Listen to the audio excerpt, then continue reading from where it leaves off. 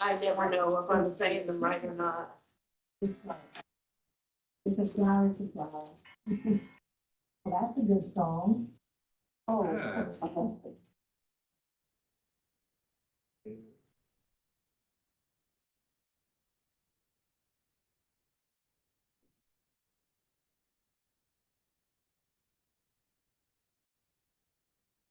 Get everybody in.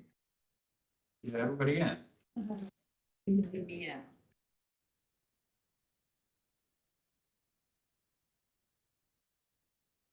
Well.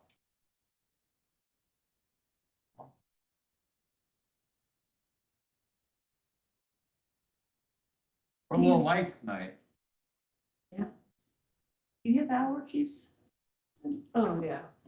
That's why I want the frost. Has it been bad for you this year? This was a really bad year for me and the dog. The dog has broken out in these little scaly things. Oh. And I think it's from all the grasses, and he's been on antibiotics, and Yep. I've been on steroids, and Well, I've been tested years ago. I'm allergic to everything in Ohio. I mean, the trees, grass, respiratory bacteria, cats. Oh, I know. And I got shots for years, allergy shots for years. yeah, I And- still take allergy shots. And now this year has been, like, I've never had allergy shots. And it's like, I might have to go back to the allergist.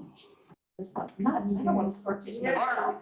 The allergist said that they were seeing a lot of people they don't normally see this year. Norma Smart, Did they say? hello. Hello, everybody. Hi, Hi. Norma. Hi. I'm so glad you get to join us, Norma, every week. Me too. Me too. Yeah. What a wonderful thing technology can be. Right now. Yeah. They're. All right. Well.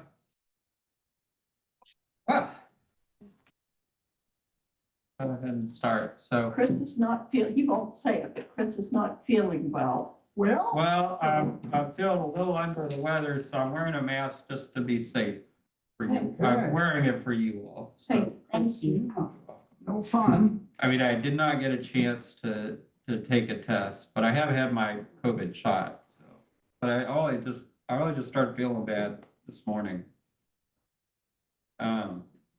Got this from Denise. So the Christmas Families Committee met on Sunday, and November 3rd through the 9th, they will work to identify the families. We'll make sure those are identified, and then they will pass out the folders to us Okay. on November 9th.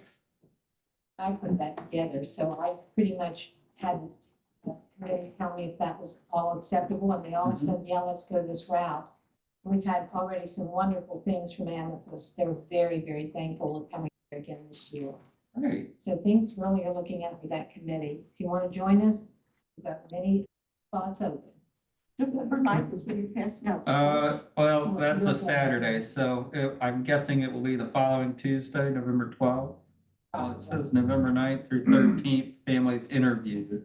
Well, whoever takes the names, we want them done by that last date, if at all possible. So we will get the When you folders, pass them out, you'll tell us the dates again. Sure. Okay, I didn't know if I need to And write that we'll- down now. interview some families, and then get tags printed and displayed by the end of November. Or by mid-November. They'll be displayed through the rest of November and beginning of December. And we need the gifts returned by the week of December 8th to 15th.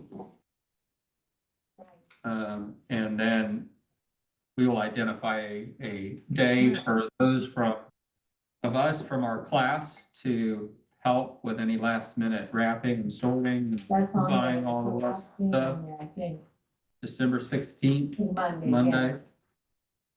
We're doing everything downstairs.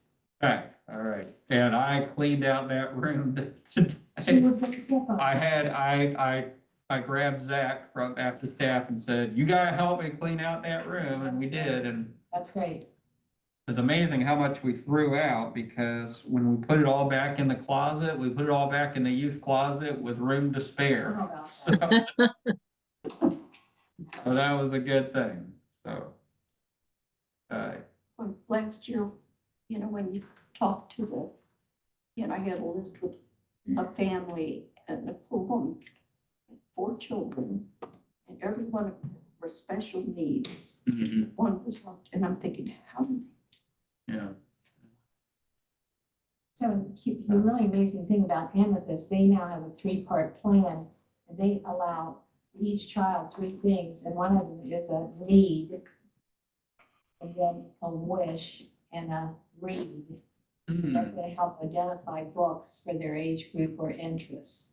So that's gonna be a really nice Excellent. way to manage those children's desires.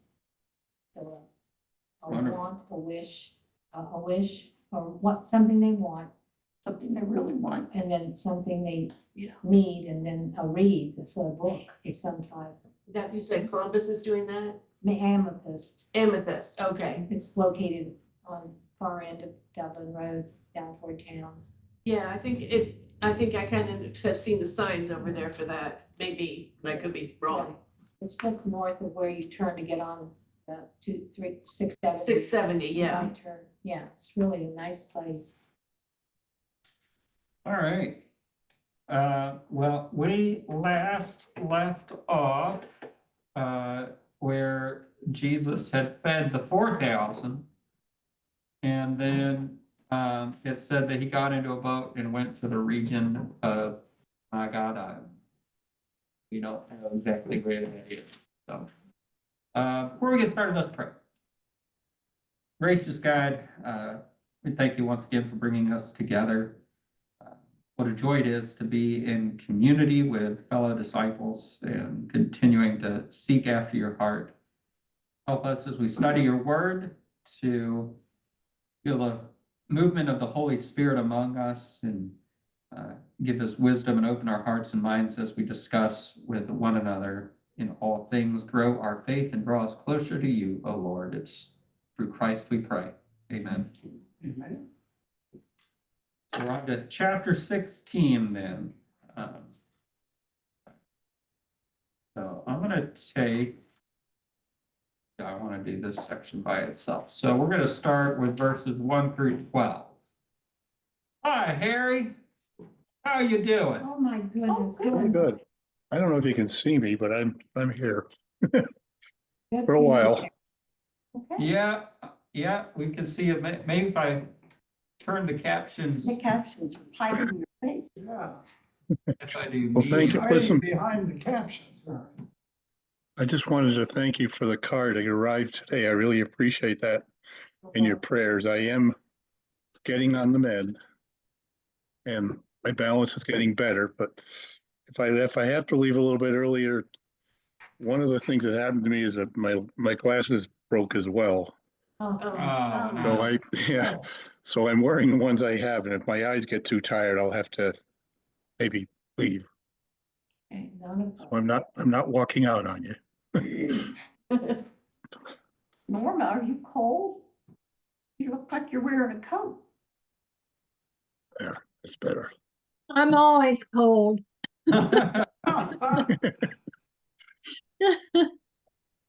Well, let's go to verses 1 through 12. Can you read that for us? I'll read it. Thank you, Donna. The Pharisees. Where are, had- Chris, excuse me, where are we? Chapter 18? Chapter 16. Okay, got you. Yeah, Chapter 16, right at the beginning. go ahead, Donna. Okay, the Pharisees and Sadducees came and to test Jesus. They asked him to show them a sign from heaven. He answered them, when it is evening, you say, it will be fair weather, for the sky is red. And in the morning, it will be stormy today, for the sky is red and threatening. You know how to interpret the appearance of the sky, but you cannot interpret the sign of the times. An evil and adulterous generation asks for a sign, but no sign will be given except the sign of Jonah. Then he left them and went away. When the disciples reached the other side, they had forgotten to bring any bread. Jesus said to them, watch out, And beware of the yeast of the Pharisees and Sadducees. They said to one another, it is because we've rotten bread. And becoming aware of it, Jesus said, oh, you have little faith, why are you talking about having no bread? Do you still not perceive? Do you not remember the 5 loaves for the 5,000 and how many baskets you gathered? Or the 7 loaves for the 4,000 and how many baskets you gathered? How could you fail to perceive that I was not talking about bread? Beware of the yeast of the Pharisees and Sadducees. Then they understood that he had not told them to beware of the yeast of bread, but of the teaching of the Pharisees and Sadducees. Thank you. So we have a little bit of a repeat of this bit about the sign of Jonah, looking for signs.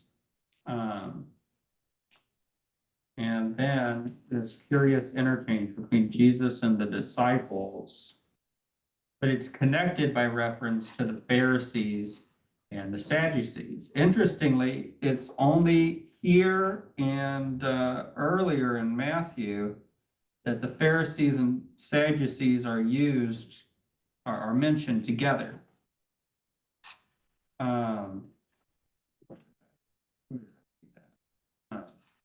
They usually would not be mentioned together because the Pharisees and the Sadducees were rivals. Right.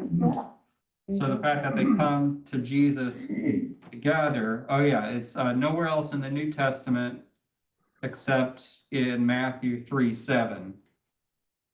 And then here are the Pharisees and Sadducees mentioned together as a combination. So somewhat interesting. Well, when I read that, I thought, now they're together again, just like you pointed out. And I hate to say it, but it reminds me of God, Father, something he said, the enemy of my enemy is my friend. So now the Sadducees and Pharisees are getting together to gang up on Jesus. That's how I. Kind of what seems like, doesn't it? Yeah. This part in verses 2 and 3 remind me of a saying, red in the morning, sailors warning, red at night, sailors. Did you hear that? All my life. Yes, indeed.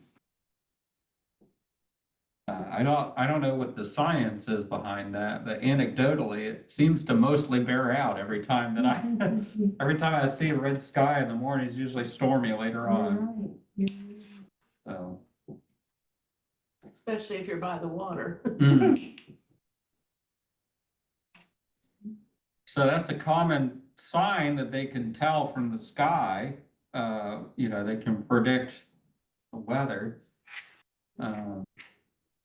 But they cannot interpret the signs of the times.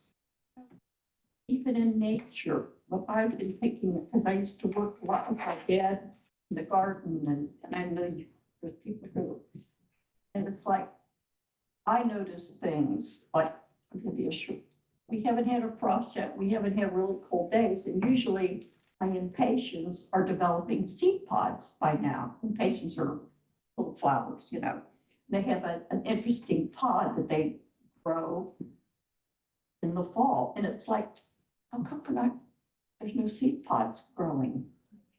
And you notice before a storm, sometimes you won't hear any birds.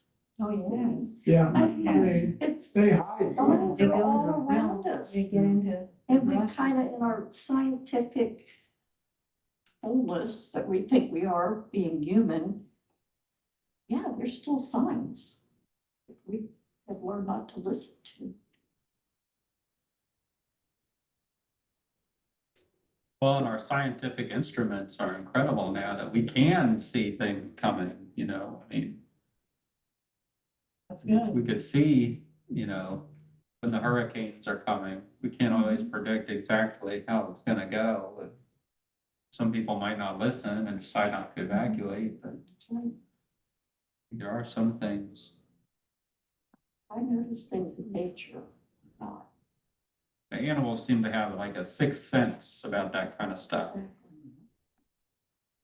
Jesus was like doing all these things and they're still asking him for a sign, but notice at the beginning, it says they came in to test him. They asked for him to show them a sign. So this wasn't about them trying to believe or have faith at all. This was about them testing Jesus, just like Satan tested Jesus at the beginning in chapter 4. The Pharisees and the Sadducees really are agents of Satan's kingdom in the Gospel of Matthew. They're there to test Jesus.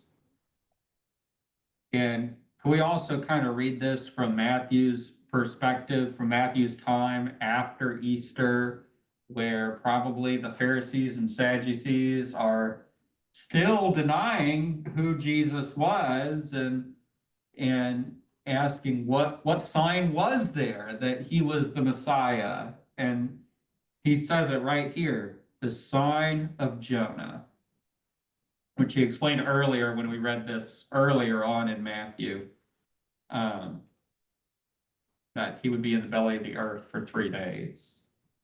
So his death and resurrection, the sign of Jonah. And then this bit with the disciples, what do you make of this? The yeast of the Pharisees and the Sadducees, and oh, it's because we didn't bring any bread. And the disciples, they just keep not getting it. Isn't that a theme here?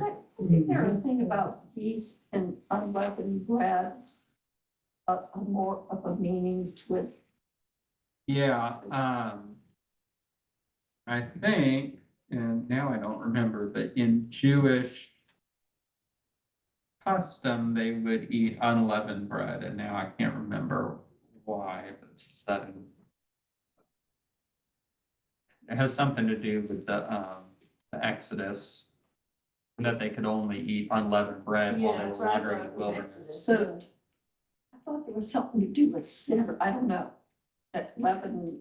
The yeast and leaven was a frequent metaphor for sin. That's what I'm thinking. Yeah. That's- But earlier in Matthew, it was a metaphor for the kingdom of God, if you remember. Yeah, So that was its first use as a metaphor for something good. But typically, yes, it would be used as evil or sin or something that contaminates. It contaminates. he's talking to Jewish disciples, so Mhm. we should have got that part. Or before, when he referred to the kingdom of heaven, that's Jesus was here. Mhm. Anyway.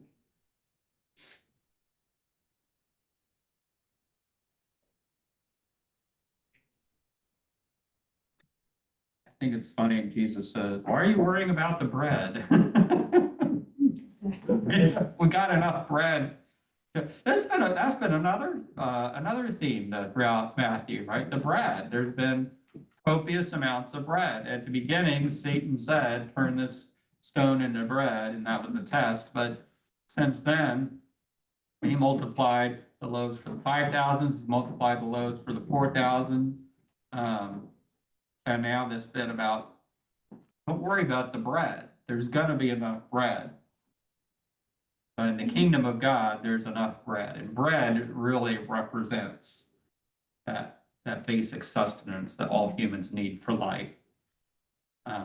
There's always enough. Always more than enough. They took up the residue. Mhm. What's a factor in Holy Communion too? Right. It's a major factor. Mhm. You really have a heart for that. I do. As in the Lord's Prayer, give us this day our daily bread, which is this ask to just for what we need for sustenance.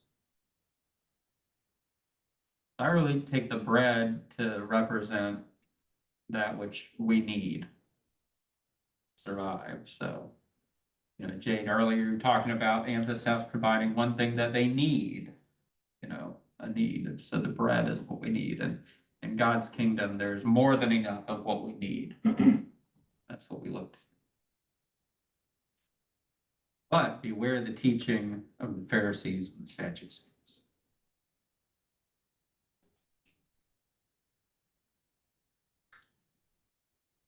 Hi, Jackie. We're just getting started, so we're in beginning of chapter 16. So we're about to move on to Peter as the rock. So is there a reason that you're wearing a mask, Pastor Chris? I woke up feeling a little bit under the weather, and I just didn't want to get anybody else here sick. Yeah, So, it's very courteous. out of an abundance of caution.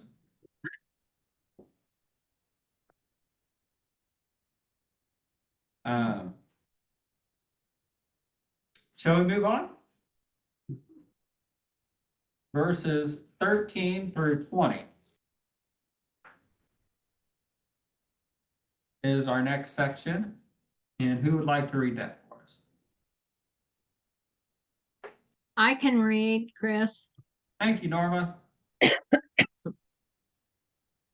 Excuse me. Now, when Jesus came into the district of Caesarea Philippi, he asked his disciples, "Who do people say that the Son of Man is?"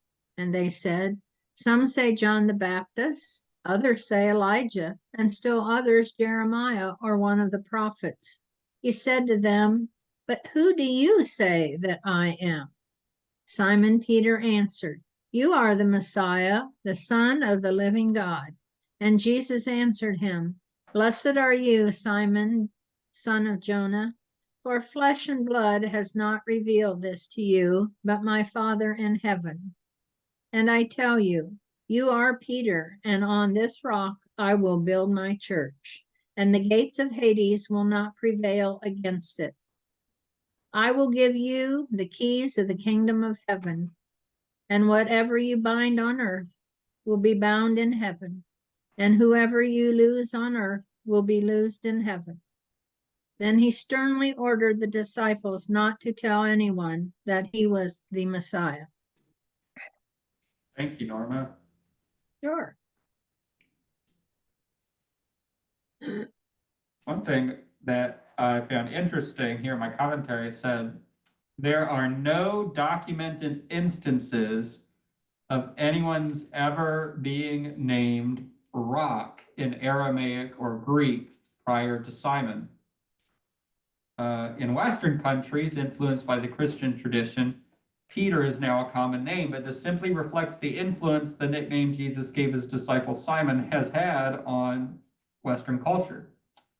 Thus, English translations should render the word stone or rock, not Peter, which gives the false impression that the word represented a common name.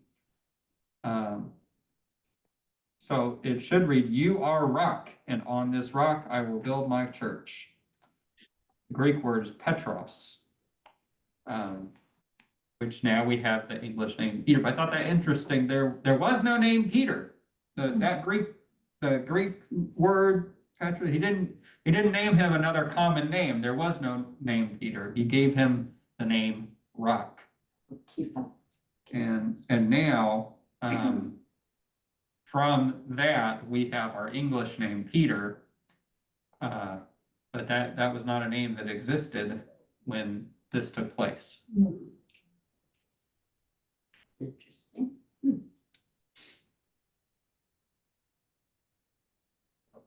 Yeah, I thought that was interesting. My friends that are Catholic hold very strongly to that thought.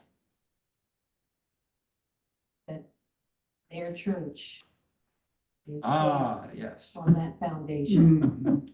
I had a note about that too. Ask them, yeah, I grew up Catholic, so I know that. Did they know that Peter was Jewish? And so they had a Jewish so-called pope, which he really wasn't a pope. If you look at Paul, I get so upset over that. You look at Paul's letter to the Romans where he greets everybody at the beginning. Does he mention Peter in that? Does he mention Peter? No, no, it's a lie. It's a lie. I'm sorry, but it's a lie. Well, It's a lie that they put out along with other lies. it says, for generations, this passage has been a bone of contention between Protestants and Roman Catholics. one of the achievements of contemporary scholarship, however, is that both Protestant and Roman Catholic scholars generally agree that the original meaning of the text is that Jesus builds the church on Peter as the foundation, rather than on Peter's confession or Peter's faith. And that the position Peter held was unique and unrepeatable. The text pictures Peter as playing a unique and unrepeatable role in the foundation of the church. Later theology, Roman Catholic, Eastern Orthodox, and Protestant, developed this meaning in its own ways. For contemporary Christian life, this means the text does not need to have the argumentative edge it has developed in the older Roman Catholic and Protestant and Greek Orthodox debates, but can be heard again as the promise of Christ to build his church despite the forces of death arrayed against it. The church can take heart from this promise. This.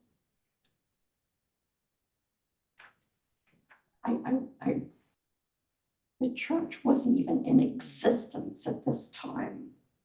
And the word that Jesus used was a word that meant ecclesia, if I forget what it was. The word was ecclesia. Ecclesia. There was no building or group of a church at that time. The church was founded maybe 200 years later. And some of this, when we use the word church, is alienated our Jewish brothers and sisters and contributed to anti-Semitism. And I'm sorry, I'm so passionate about this, but we've missed the boat with some of the translations we use. There was no church at that time. It was a community of believers. I'm not angry. Yeah, I am kind of angry. I'm angry at the way. I grew up with I grew up in that church. I grew up with guys. And this really makes me angry. And Matthew is writing to the Jewish community. He's a Jew writing to Jews. And whenever we see that word, it just really hits me. There was no church then. We're reading it from 2,000 years later instead of putting ourselves in the moment at the time. And if I'm sorry, I get really passionate. I'm sorry. Well, I think what you're saying is that when we read that word church, we're reading it with 2,000 years of history in mind of a church, of the institution. Whereas what you're saying is that's not what Jesus was saying here. The word is ecclesia. It is one of only a few instances of that word in the Gospels. And it was a word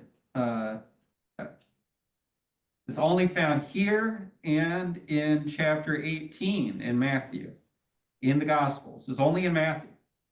The word means called out and was used in Hellenistic Greek for the local political assembly. So it also means assembly, the ecclesia. Group, collection, whatever.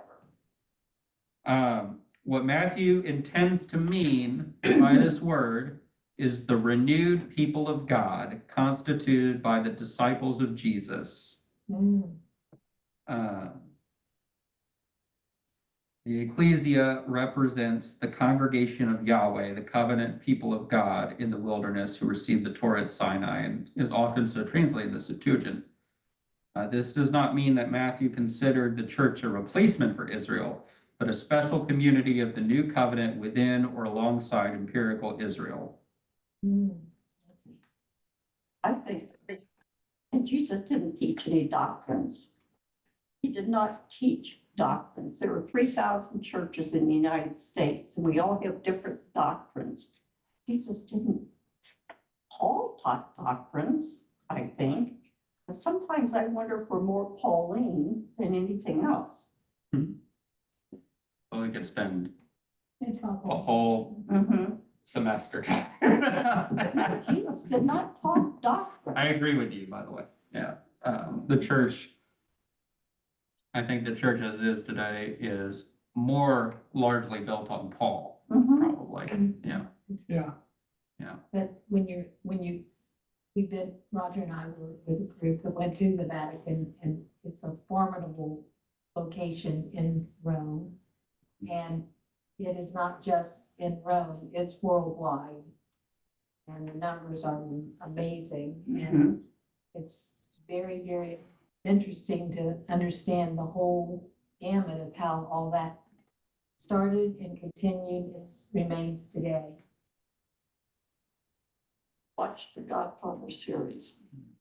I think if we can maybe forget for a moment, all of this history of, Catholic versus Protestant. I didn't mean to go into a rant again. No, you're fine. You But brought because I our. have my cousins that Yeah. are Catholic, they're wonderful people. Wonderful people, but Yeah. they're, I mean, I had to sit through catechism classes. You grow and up with hear all this stuff. that. And I remember when I was 12 was when I started asking questions like, why do I have to go to a priest and confess my sins? Why can't I just pray to God?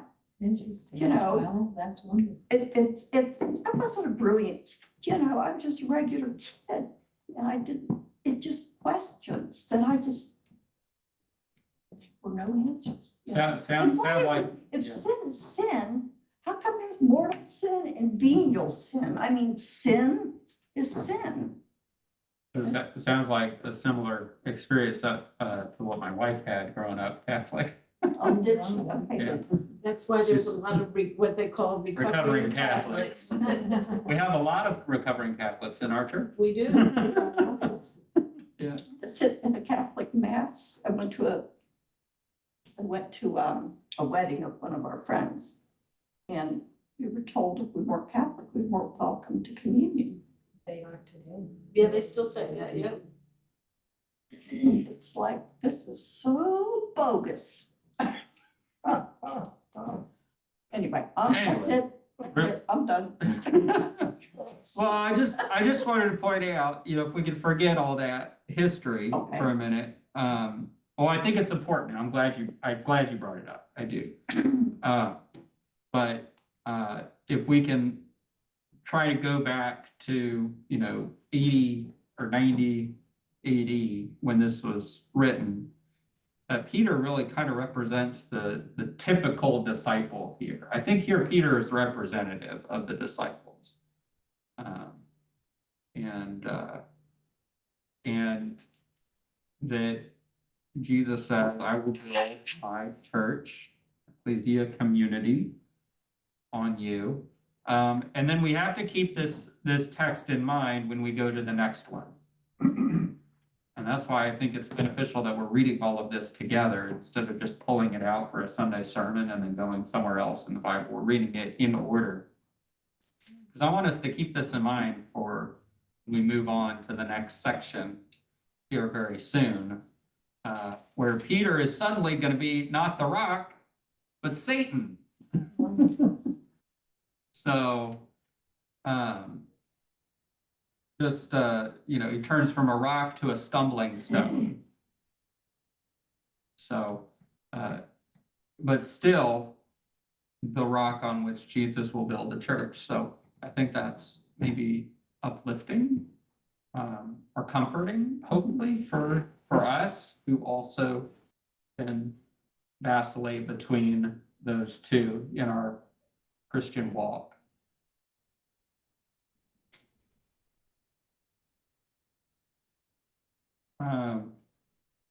This keys of the kingdom of heaven has been interpreted variously. He says this is not,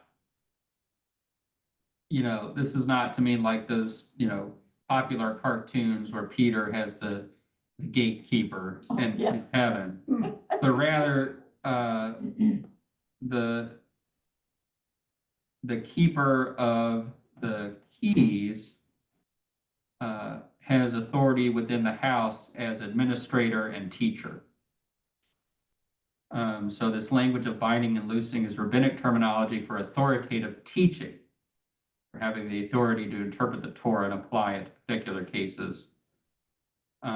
So Jesus, who has taught with authority, has given his authority to his disciples, here gives Peter the authority to teach in his name. And so it's this teaching that is the keys and that binds and looses in heaven. It's not a literal gatekeeper No. that so many of us, it makes for fun, it makes for really good jokes. Yeah. It makes for really good jokes, but but the meaning here isn't necessarily a literal gatekeeper of heaven, but rather somebody to whom the authority of teaching has been given.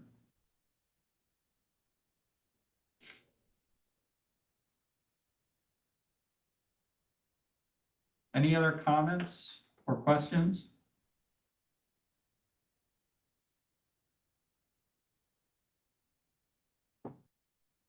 Well, then let's move on to this next section. Hey, Chris? Yes, Harry. Yeah, I'm still a little puzzled with verse 20. He warned his disciples not to tell anyone he was the Christ. Oh, okay. He's still doing that because he's done it a few times. And why at this point do you think he's even saying that? I'm just kind of curious. This is what's known in theological circles as the Markan secret. It's all throughout the Gospel of Mark. He tells people not to tell anything. There are all sorts of theories as to why this exists.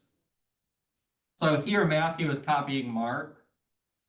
Now my commentator says, oh, he's not doing the Markan secret, but is rather saying that this new community founded by Jesus has insider knowledge that distinguishes it from Israel.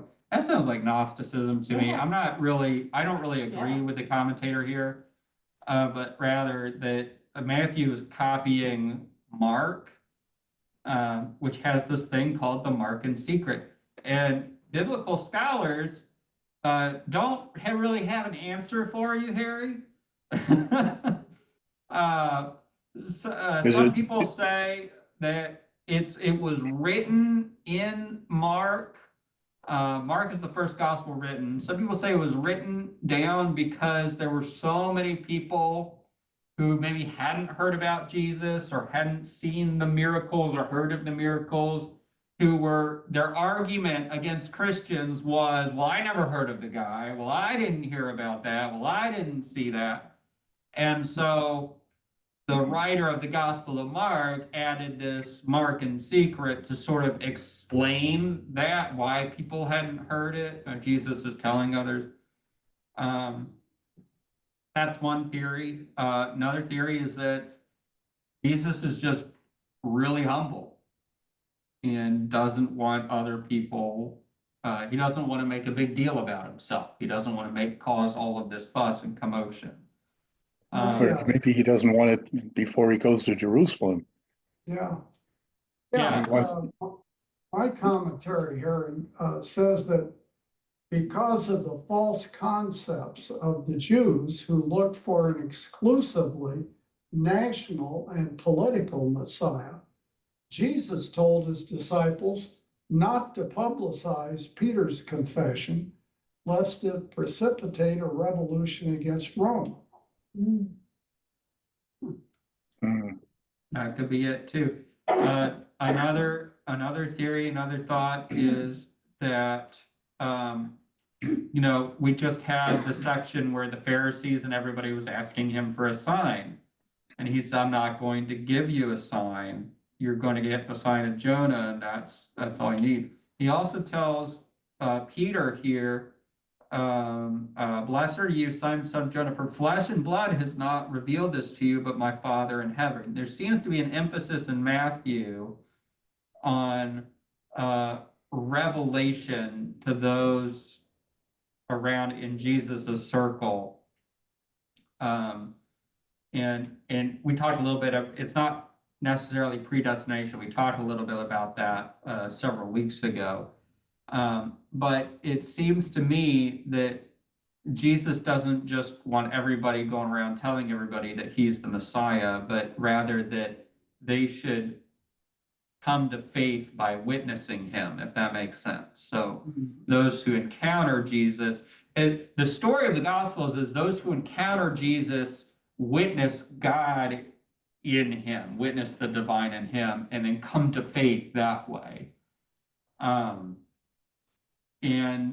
I mean, Unless it's kind of like, he knows he's gotta go to Jerusalem and go through all that. And it's, to use a slang, you just save the best for last, I mean, have that all come out in Jerusalem, it makes, it's more, it stands out more at that point, perhaps. I don't Yeah. know, I'm just, in John, there are like disciples go and tell each other about him. In John, was it Philip goes to Nathaniel or something that says, "We found the one about whom is," and Nathaniel says, "Oh, I don't think so." And Jesus says, "I saw you under the tree." But in the synoptic gospels, and here in Matthew in particular, as we've been reading, it's not so much that disciples are going out, and we had the charge, the commission, right, in chapter 10.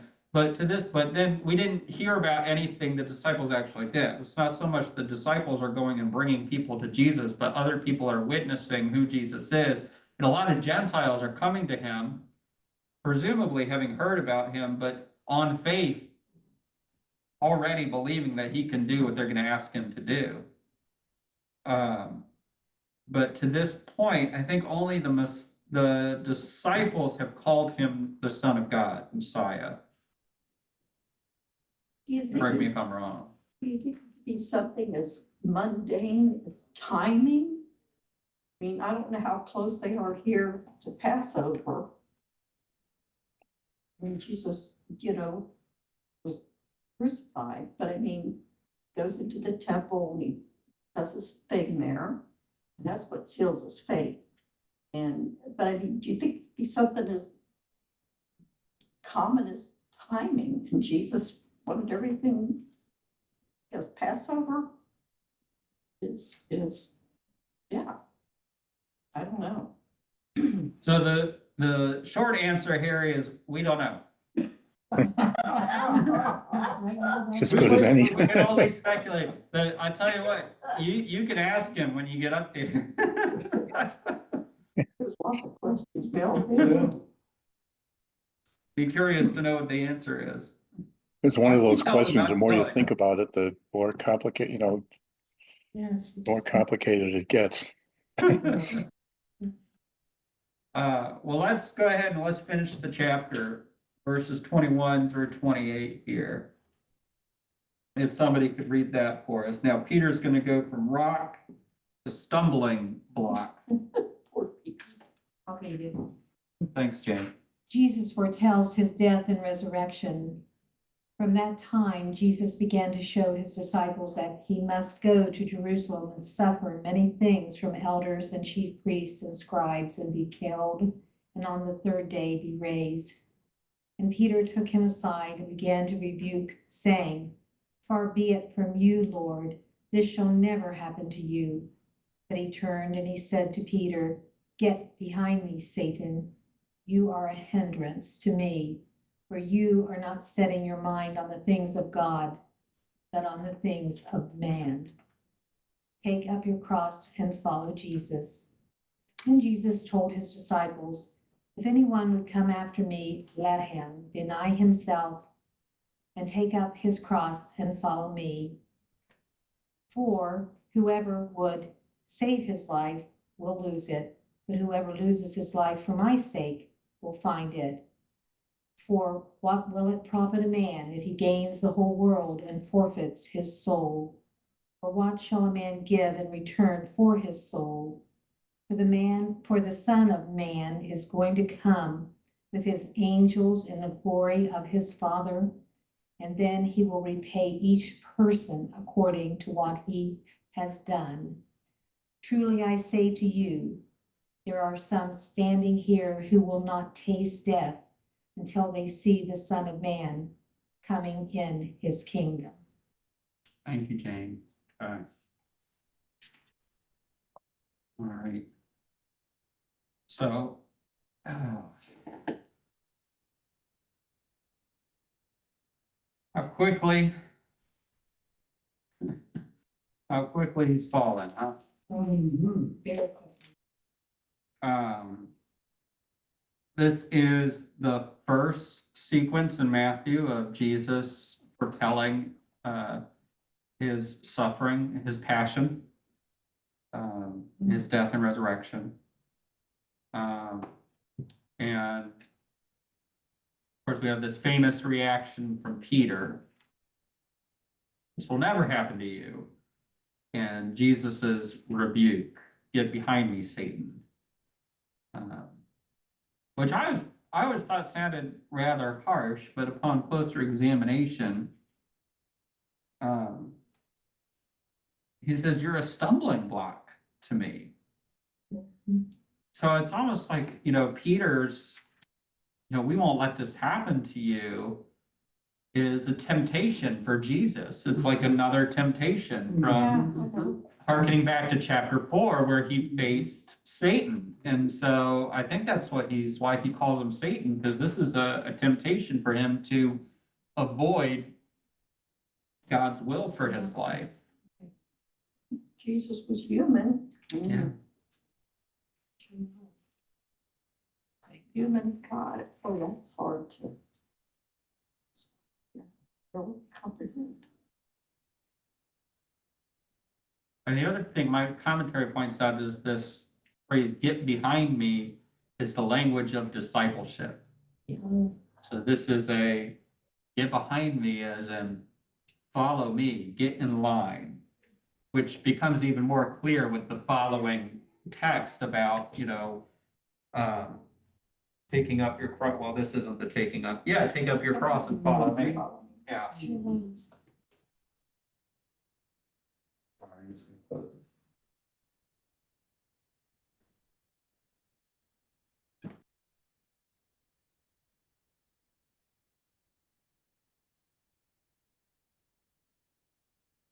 This is, and I think especially for Matthew's church at a time when they were likely, some of them facing persecution and the possibility even of martyrdom. And they already know that certain disciples had followed Jesus to crucifixion. And Peter was one of them.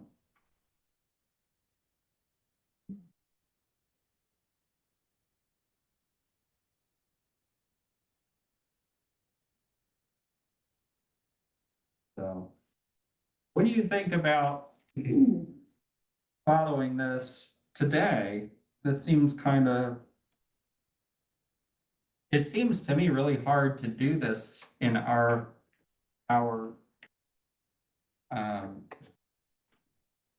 say possession focused society.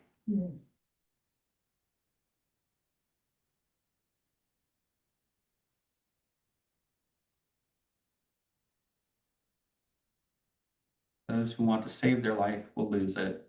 Those who lose their life for my sake find it. What will it profit them if they gain the whole world but lose their soul? That's something major to think about today. With all this going on in this world and so many differences in the level of lives that people are able to live and maintain, and the horrible tragedy of people being hungry, being ill and not able to get well or get the right medications. There's so much about that. We certainly want to do everything we can to be close to God through those things. Hopefully people are. I think it's left to believers To take care of them. to take care. We brought to mind the church for all people and how much is done there for the people that need others and didn't have them to lectures set in place downtown. And I know believers contribute to so many charities Oh, yeah. and missions and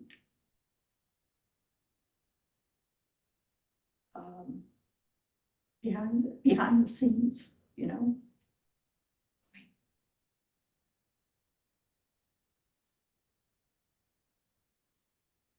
We lose focus of that, I think, sometimes.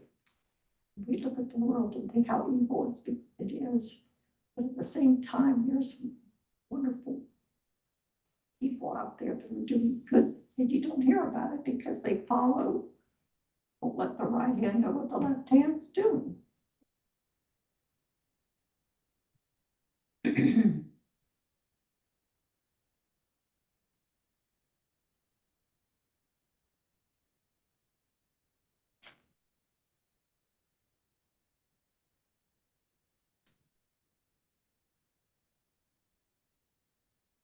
Any other comments or thoughts, questions?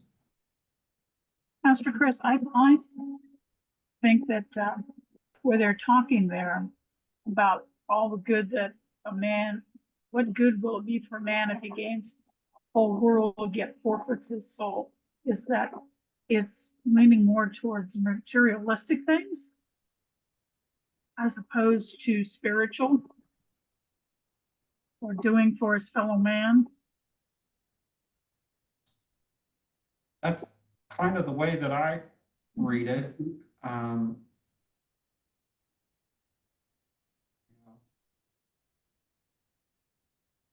Materialistic things, property, power, wealth, fame, all these things that the world tells us we should be desiring at the cost of our spirituality, our spiritual life, and our walk with God.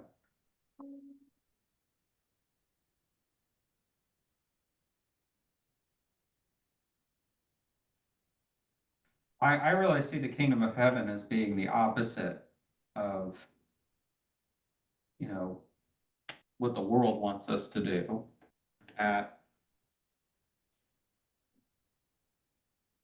You know, from our perspective, a race to the bottom is a race to the top in God's eyes, in the kingdom. You know, I mean, we we tend to glorify and magnify, you know, people who have a lot of money and are really popular, you know, or are celebrities, really famous, and put them up on a pedestal. And I kind of, and then we just don't pay attention to, or we belittle or we patronize people who don't have as much, or are from parts of the world that we would call third world. And I really think in the kingdom of God, all of this is going to be flipped. I agree. And I think that puts me personally somewhere near the bottom, honestly. I find it hard not to try to hold on to what I already have. It's a difficult struggle for me.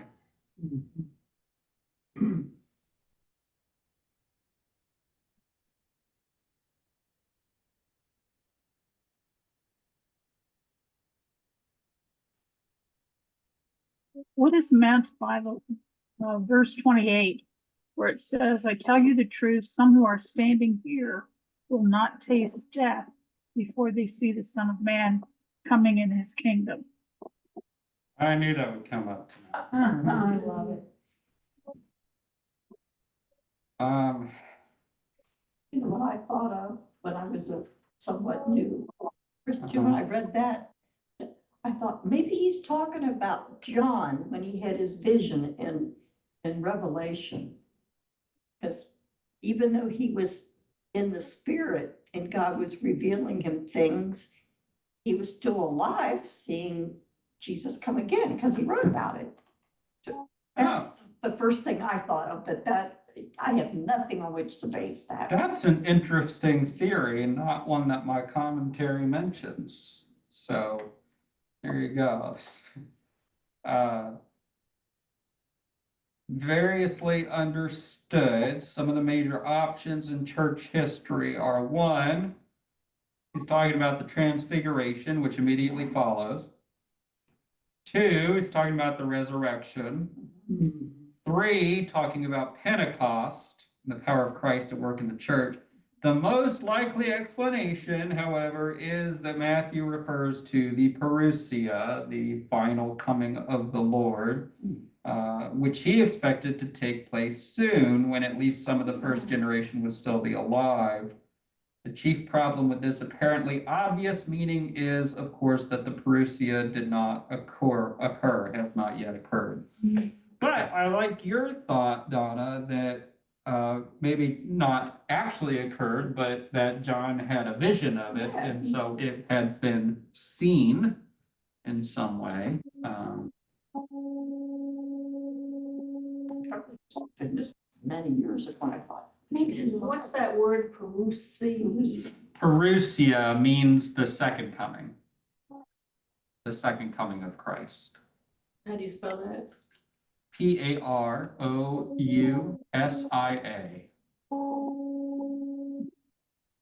And look, the captions got it right. Oh my gosh. All right. And that's in the YouTube video. It could even, this is just all, it could even, well, Stephen wasn't there. But Stephen, I think, had a vision. Oh, he saw Yeah. Jesus. Well, Paul saw Jesus, but the Son of Man coming in his kingdom. I mean, one could already argue that he's already there, coming in his kingdom, that the kingdom is already, but not yet. But most people think that this verse was a reference to the second coming, and that, well, we know that all of those early Christians thoroughly expected Jesus to come back in their lifetime. Yes. They that just was- did. They expected him to come. Paul expected him to come back in his lifetime, and he never did.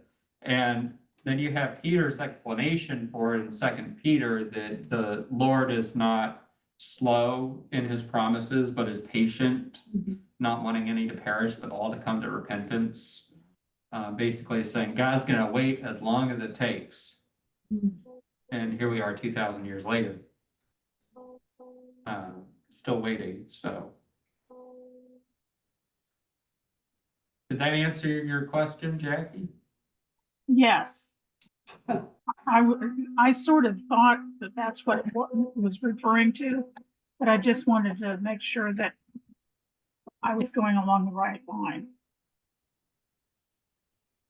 Yeah, I think that's the general consensus, but I like Donna's explanation.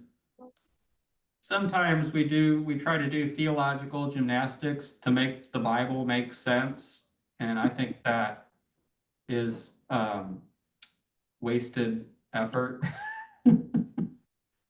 I think that we have to take the Bible for what it is, and we have to try to hear what God is saying to us through it. But still, I've not thought of it that way. Yeah, that was just just- a good. Man, I mean, I wasn't in a deep thought or anything, but it's the first thing that popped in my head was many years ago. Well, that'll bring us to the end of chapter 16, and so let's take a quick break, and we'll come back at 8:15 and start up with chapter 17. Oh,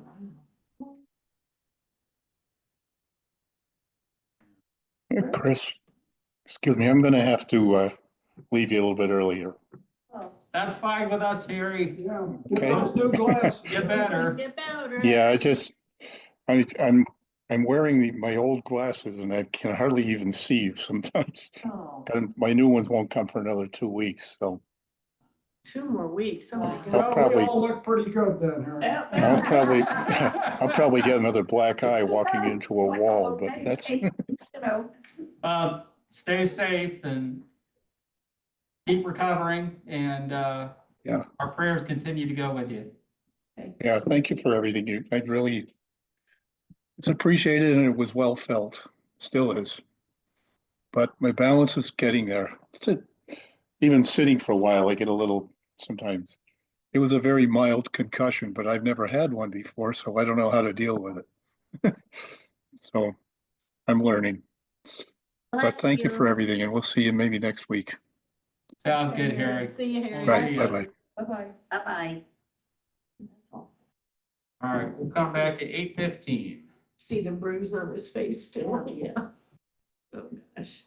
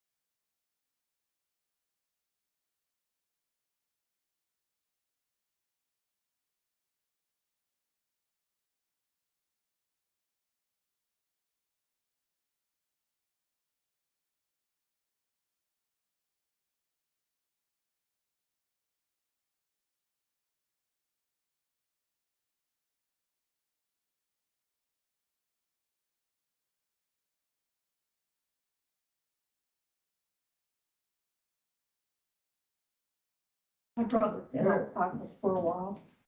She's very adamant. She wants alpacas. When are you going, Chris? So I'm flying out, early Thursday morning. Okay, well, get healed up. I will try. Yeah, I do not want to have a cold on an airplane. I'm not looking forward to it. Hurry through this chapter so you can get out of here early. Thank you. Well, we are to one of the, I keep saying this, most well-known passages in the gospel, but here we are at the Transfiguration. So, this is going to take us from verse 1 through verse 13 for this particular passage. So who would like to read that for us? I can read that. And after 6 days, Jesus took with him Peter and James and John, his brother, and led them up a high mountain apart. And he was transfigured before them, and his face shone like the sun, and his garments became white as light. And behold, there appeared to them Moses and Elijah talking with him. And Peter said to Jesus, Lord, it is well that we are both here. If you wish, I will make 3 booths here, one for you, one for Moses, and one for Elijah. He was still speaking when, lo, a bright cloud overshadowed them, and a voice from the cloud said, This is my beloved Son, with whom I am well pleased. Listen to him. When the disciples heard this, they fell on their faces and were filled with awe. But Jesus came and touched them, saying, Rise and have no fear. And when they lifted up their eyes, they saw no one but Jesus only. And as they were coming down the mountain, Jesus commanded them, Tell no one the vision until the Son of Man is raised from the dead. And the disciples asked him, Then why do the scribes say that first Elijah must come? He replied, Elijah does come, and he is to restore all things. But I tell you that Elijah has already come, and they did not know him, but did to him whatever they pleased. So also the Son of Man will suffer at their hands. Then speaking, the disciples understood that he was speaking to them of John the Baptist. All right, thank you. All right. This sounds like a lot like Moses when he went up to Sinai. Doesn't it? Yes, sure does. Remember that Matthew has cast Jesus almost as a second Moses. He's his face is glowing, 6 days, and going up the mountain. And so, yes, this is very much, John is the second Elijah. Jesus is like the second Moses, not, he is the Messiah. So, I'm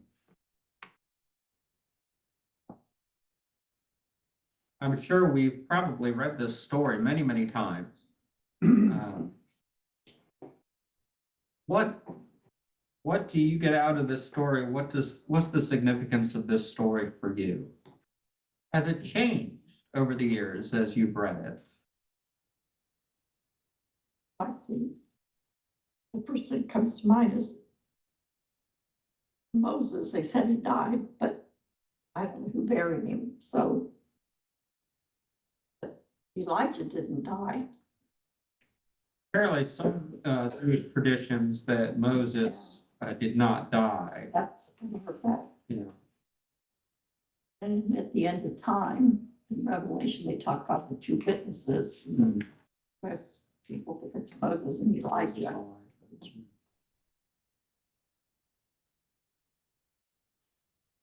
Into an area that's so speculative sometimes. Well, and from the cloud a voice said, "This is my son, the beloved. With him I'm well pleased. Listen to him." So the disciples had by now believed that has to have been an impressive speech. We got Peter James and his brother John. But Matthew's right in this. Matthew's right. Yeah. Yes, good to always keep in mind. This calls back to the baptism as well of Jesus, I'm sorry. where the voice speaks from heaven, the dove descends, and the voice speaks from heaven, "This is my son, beloved, whom I am pleased." And then we get this additional phrase, "Listen to him." The Hebrew, I'm sorry, the Greek, the translation has that connotation of obey him.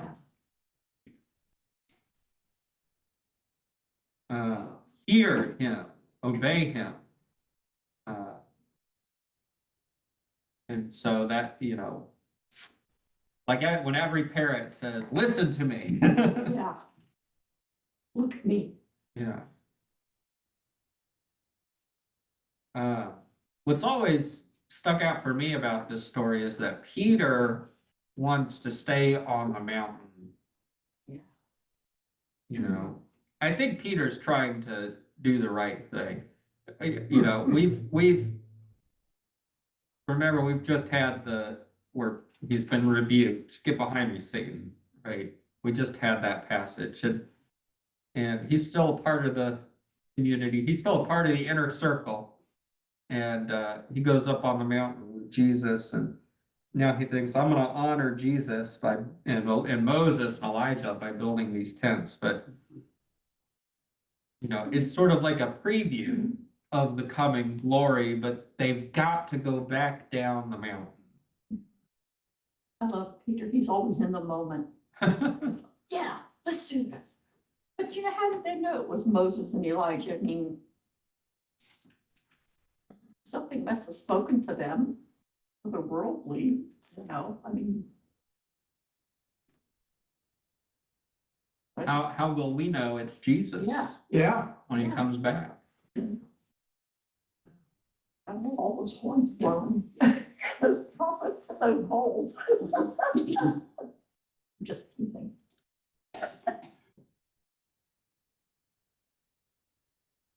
Yeah, an epiphany in the hearts and minds. Don't you think that God will do the same thing that he did here? Yes. He'll send a cloud and he'll speak. It's a good point.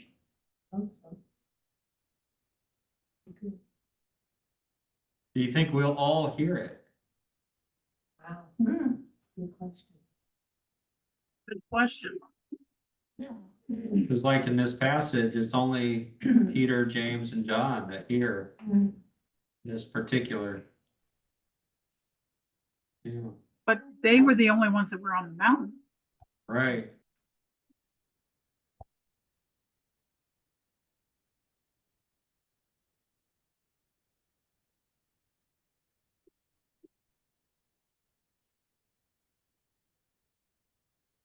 And the mountain they were on, was that all of that? Tabor. But my book said Tabor, Mount Tabor? The Tabor. the scripture does not say which mountain. Anything is an interpretation. Okay. My commentary says that it's a non-specified mountain, and any tours of the Holy Land that try to tell you this was the Mountain of Transfiguration are just guessing. I usually just try to go by what the actual Bible says, what the actual scripture says, and there's no name specified in the original text. It just says a high mountain. This one also says it could have been Mount Hermon, Hermon. It's unknown, no, for certain.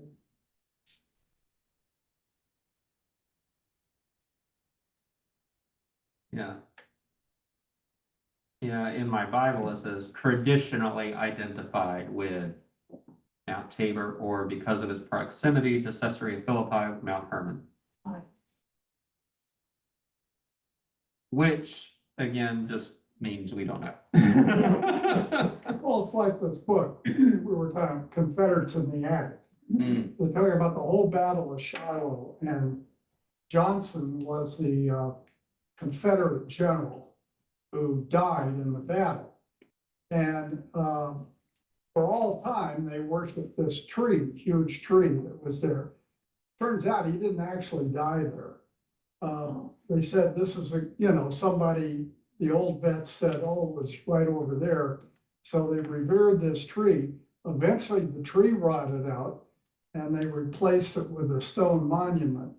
But later research said he actually died in a gully about 100 yards away. So that's what's great about Yeah, history. And that was in the 19th century when people, Yeah, they were knew able what to they were write. talking about. sometimes history can be very subjective. Yeah. But this passage is, it is remarkable, if you think about it. As the story unwinds.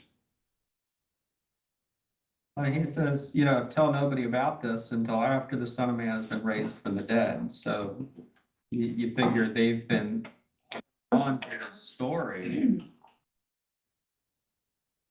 for a long time. And you wonder when this story first started. Matthew copies it from Mark. Mark obviously heard it from somewhere else. Mhm. So you wonder when this story first started being told, and, that they held on to this story and not told anybody before Jesus's resurrection. But I want to come back to what Donna said. You said, remember, Matthew's writing this. Yeah. And so this question by the disciples, why do the scribes say that Elijah must come first? This is clearly a question that all of the Pharisees and scribes and teachers of the law in Matthew's time are asking the Christians, the people in Matthew's community, who are saying Jesus was the Messiah. He is the Messiah. That was him. And so this is the answer. It was John the Baptist.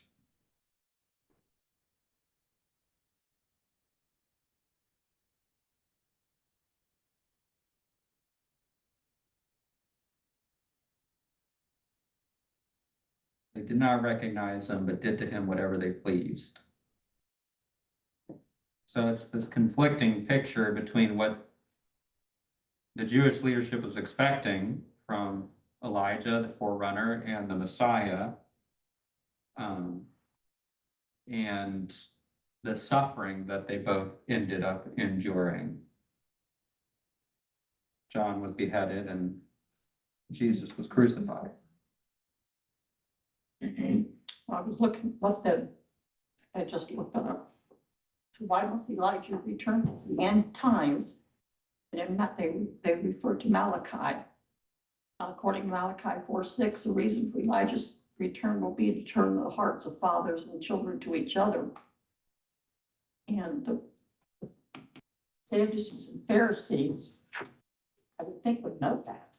I mean, if they know their Old Testament, and I think there's probably references in some of the other prophets.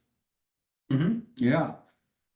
Which is why they're charging the disciples with, well, it can't be the Messiah because Elijah has come. But Yeah. their response is, Elijah did come, it was John the Baptist, you didn't recognize him. You just didn't recognize him. Which goes back to that, how did they recognize who they were standing with? How will we recognize when he comes again? It somehow God will manifest it to us. Hmm. And I think that's probably, I'm assuming that's what he did, but when Jesus, he manifested it, and that's how they knew. And then I go back to Matthew 7, not everybody who says to me, Lord, Lord. Yeah. And I wonder if we don't take the time to get to know Jesus from what we know, from what we have, and to really draw close to him with our hearts and understand who he is, will we recognize him when he comes back?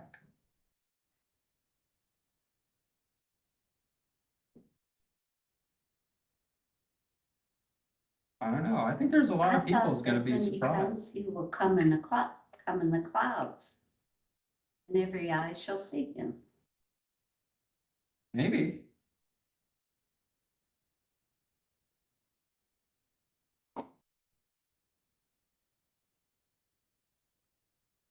And some people might say, well, it could be the homeless person who we all, disregard, that we walk past every day, so you hear, you don't know.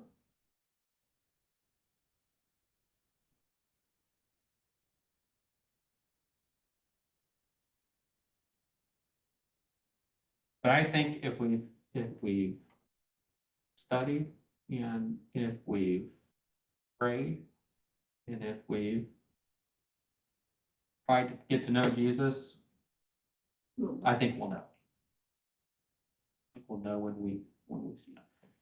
And you know what? Mary didn't recognize him upon sight, if you remember. She only recognized him when he called her by name.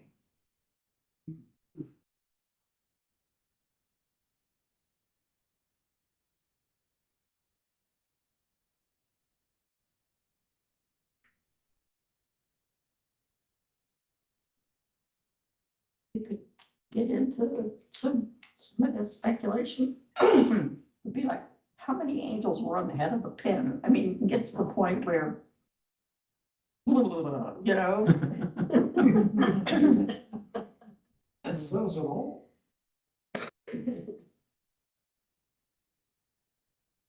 Well, they come down the mountain and immediately, and here again is why I think it's so great that we are reading this in order. Because they had to go down the mountain. They couldn't stay up on that mountain where it was just Moses, Elijah, Jesus, and all in their glory. Had to come down the mountain. And what do they come down the mountain to? What was the demon? Verses 14 through 20. When they came to the crowd, a man came to them, knelt before him, and said, Lord, have mercy on my son, for he is an epileptic, and he suffers terribly. He often falls into the fire and often into the water. And I brought him to your disciples, but they could not cure him. Jesus answered, You faithless and perverse generation, how much longer must I be with you? How much longer must I put up with you? Bring him here to me. And Jesus rebuked the demon, and it came out of him, and the boy was cured instantly. Then the disciples came to Jesus privately and said, Why could we not cast it out? He said to them, Because of your little faith, for truly I tell you, if you have faith the size of a mustard seed, you will say to this mountain, Move from here to there, and it will move, and nothing will be impossible for you.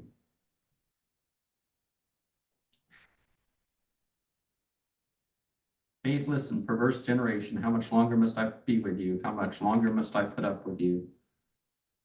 Sounds like what I want to say to my kids sometimes. Yeah. With love. I should fix this. Jesus cures a boy with a demon, but in the text it says he gets epileptic. Gotta straighten that out. So, He had to come down to the real world from the mountain. Sometimes when we go to retreats in places where we're really feeling good, and you have to come back to the real world. there's work to be done.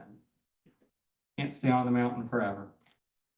The text, the boy is literally described as moonstruck, from the belief that epilepsy was caused by the moon or moon goddess. And so their term for epilepsy was moonstruck. Of course, they didn't know what epilepsy was as a disease. So was their term for it. The focus here is not on the boy with epilepsy or even the miracle per se, but rather the disciples' inability to cure him.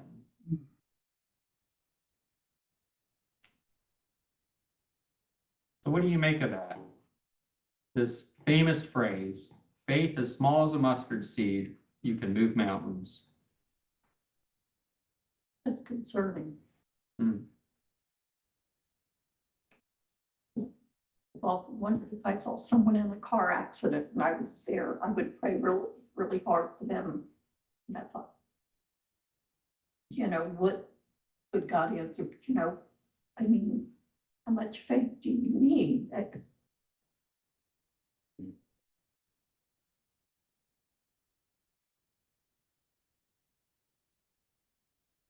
I think If you could even measure it, I mean, it's not a measurable thing.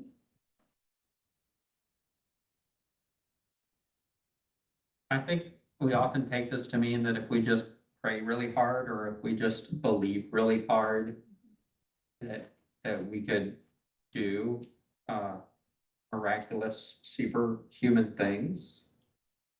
And clearly that's not the case, right? I mean, it doesn't bear out.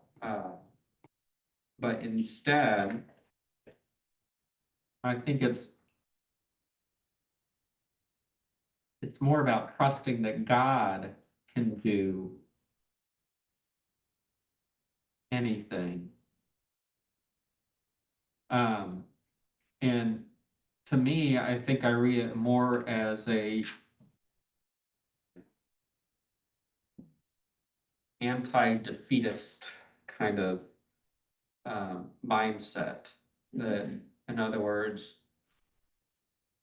something that maybe seems impossible. We're talking about the Civil War.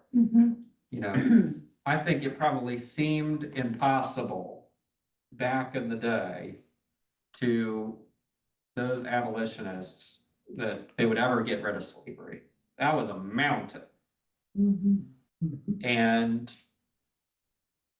nobody did it by themselves. But also, there were so many people that didn't just throw up their hands and say, Yeah. it's just the way things are. That mountain is there, it will not move. Mhm. And I kind of take it that way. With God, nothing is impossible. And especially in a gospel that is so much about the collision between the kingdom of heaven and the kingdom of Satan, I feel like what Jesus is saying to us is that kingdom of heaven is possible. In fact, not only is it possible, it's already a reality. But you don't have the faith to see it. If you had the faith to see it, you wouldn't even question behaving accordingly, right? I wonder if that, to me anyway, that's how I choose to interpret it. Not that if I pray for somebody, with cancer, that they're going to get better and they don't, it means I didn't have enough faith. I don't think that's true.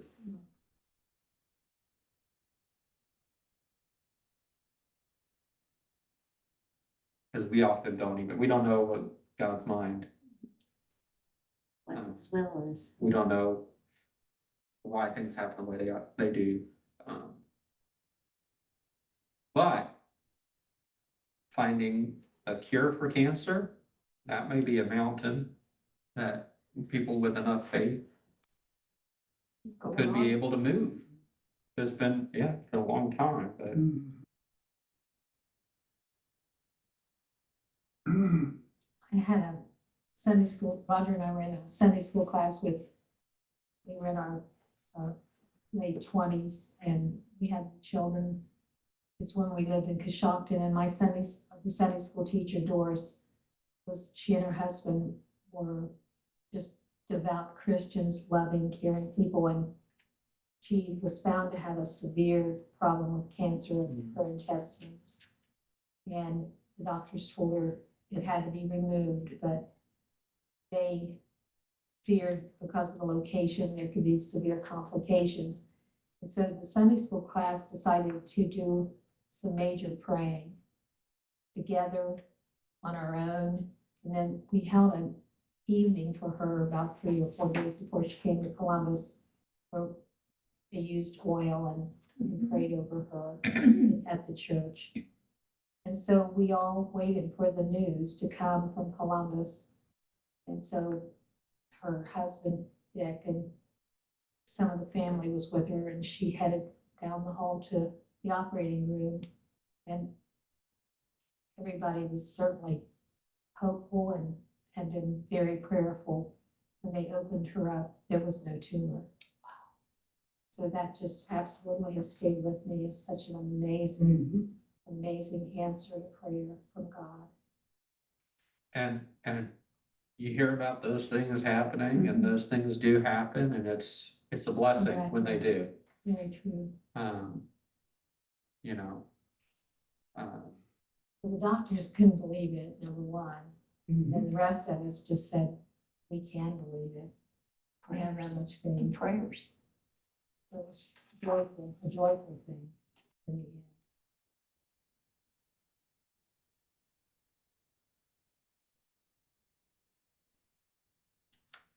when we skip over verse 21.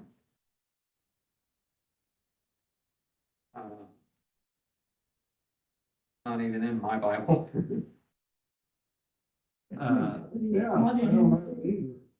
It is a later addition, so verse 21 is not attested in all of the earliest manuscripts. And so it's not original to Matthew, so most translations leave it out.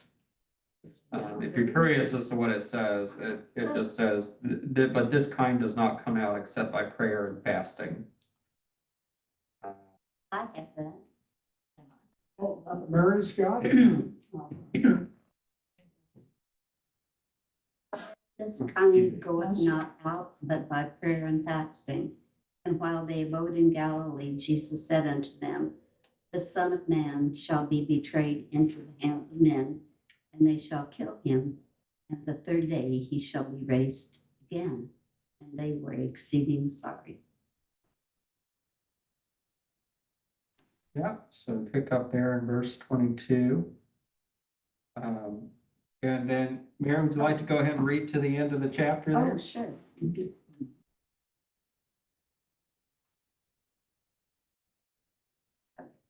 And while they abode in Galilee, Jesus said unto them, the Son of Man shall be betrayed into the hands of men, and they shall kill him. And the third day he shall be raised again. And they were exceeding sorry. And when they were come to Capernaum, they that received tribute money came to Peter and said, doth not your master pay tribute? He saith, yes. And when he was come into the home, Jesus prevented him, saying, what thinkest thou, Simon? Of whom do the kings of the earth take custom or tribute? Of their own children or of strangers? Peter saith unto him, of strangers. Jesus saith unto him, then are the children free. Notwithstanding, lest we should offend them, go thou to the sea, and cast an hook, and take up the fish that first cometh up. And when thou hast opened the mouth, gotta turn the page.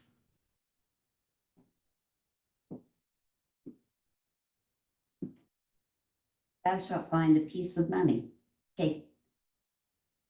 Take and give unto them for me and thee. Thank you.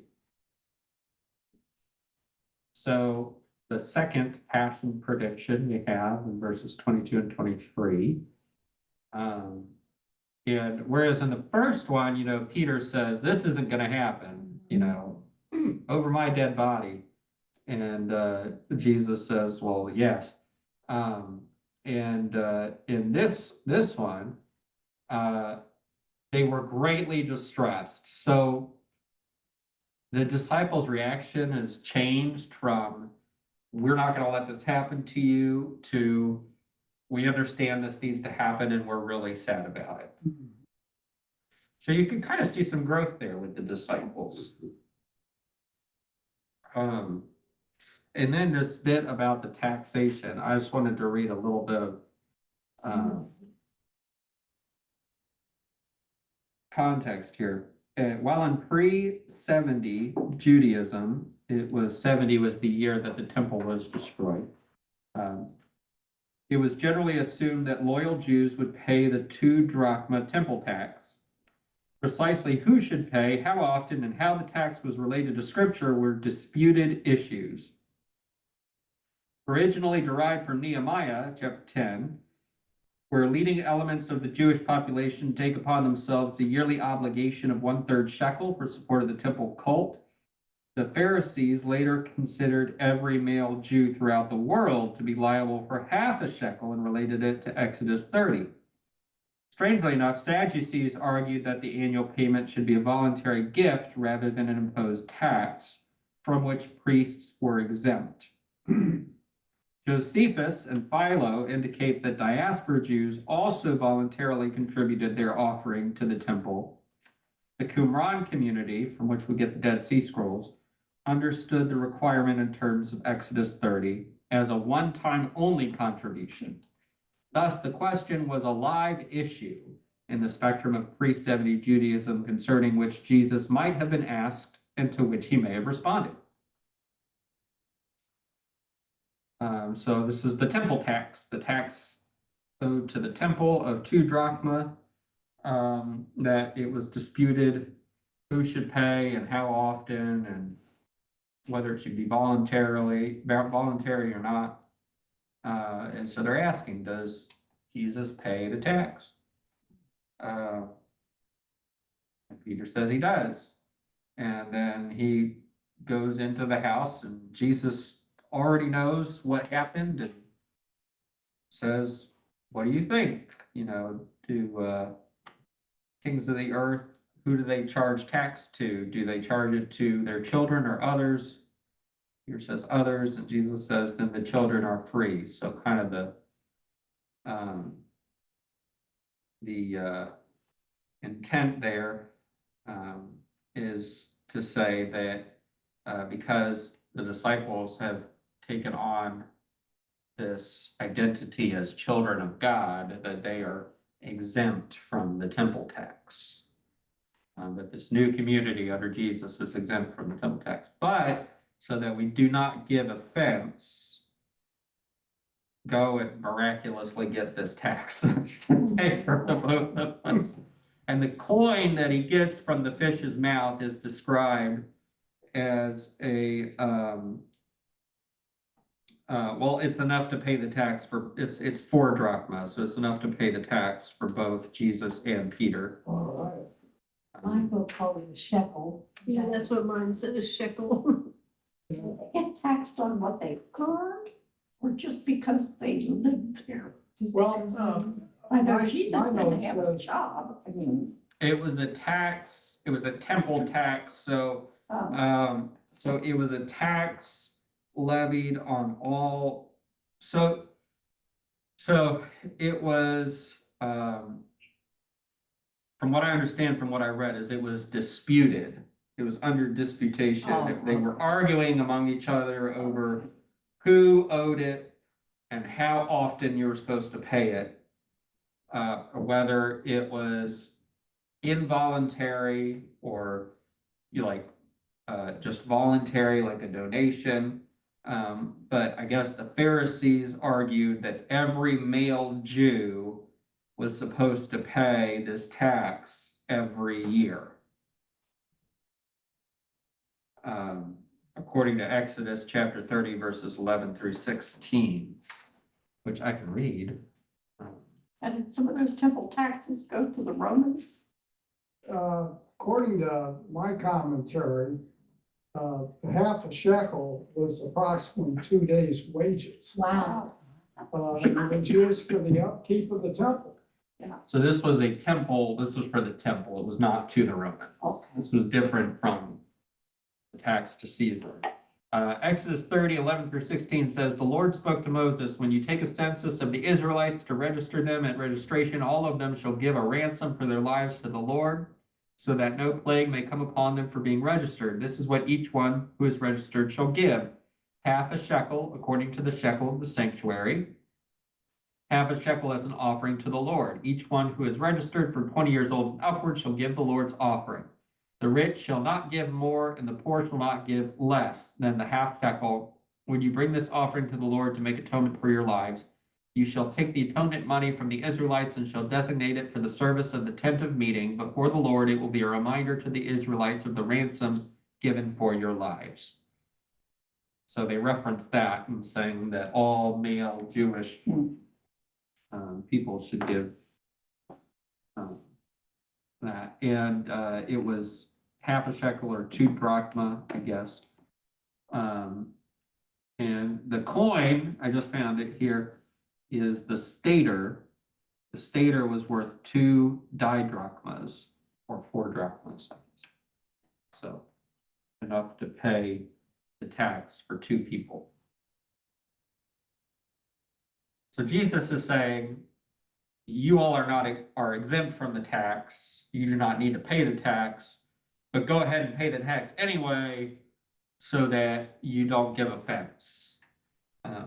Sort of like Paul's speech in Corinthians about not being a stumbling block to these. And you can go get it from this fish. Well, that is a little, yeah, that. You know, he says, let's not talk about the ethics of, taken literally, the story has problems not only of physics, but also of ethics, and conflicts with other pictures of Jesus who does not use his miraculous power for his own benefit, such as using his miraculous power to pay his own taxes. Like reaching out to Peter behind your ear, look what I found. So we should take it more as an instruction to not, even though, just like what Paul says in Corinthians, even though we know better, maybe still put on a show for the benefit of other people, you know. Don't saying- rock the boat, kind of, to me, it's a moot point. When it comes to paying the taxes, yeah. Right. Yeah, when it comes to more serious issues, maybe definitely rock the boat, but, yeah.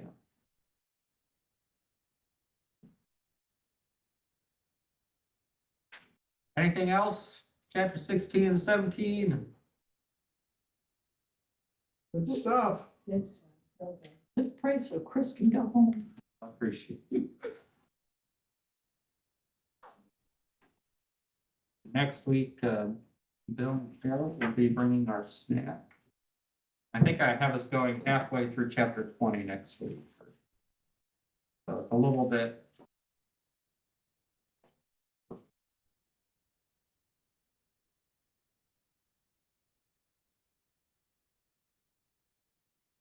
I think it's through verse 16. If I remember correctly, but I will send an email to clarify. All right. It stops after 19, the new